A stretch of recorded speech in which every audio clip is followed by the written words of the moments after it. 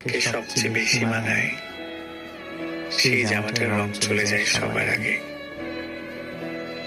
যে বালা জোড়া পরলে কিংবা প্রিয় গয়না জোড়া পরলে তোমার হাত কান গলা ফুটে ওঠে, অবাক করা ভাবে সেই প্রিয় গয়না বা বালা জোড়ার কোনো না কোনো সমস্যা হবে।